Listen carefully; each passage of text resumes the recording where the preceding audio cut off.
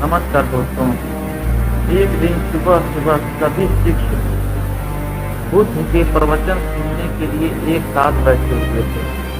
कुछ देर बाद बुद्ध अपने साथ एक रस्सी लेकर आए।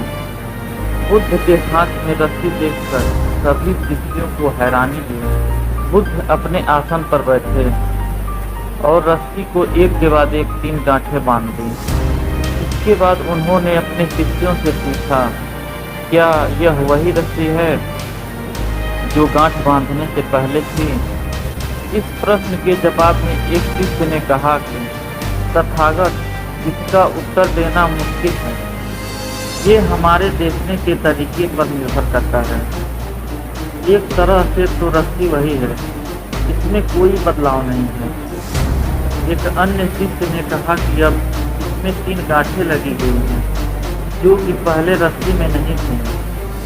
इसे बदला हुआ भी कह सकते हैं। कुछ शिष्यों ने कहा कि वास्तव में मूल रूप से रस्सी वही है, लेकिन बदली हुई दिख रही है, लेकिन इसका मूल स्वरूप बदला नहीं है। शिष्यों की बात सुनकर बुद्ध ने कहा कि आप सही बोल रहे हैं, अब मैं इन गांठों को खोल देता हूँ।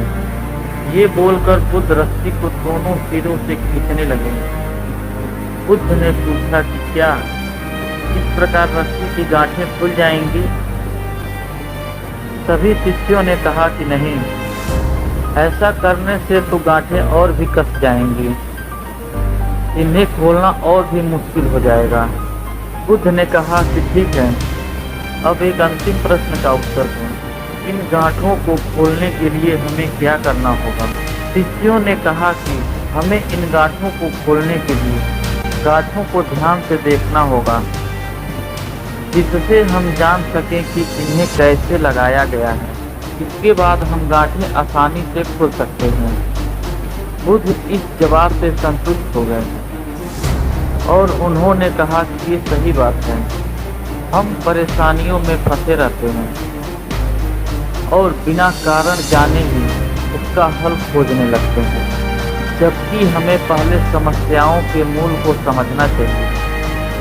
जब हमें समस्याओं की वजह समझ में आ जाएगी तो उन्हें सुलझाना बहुत ही आसान हो सकता है।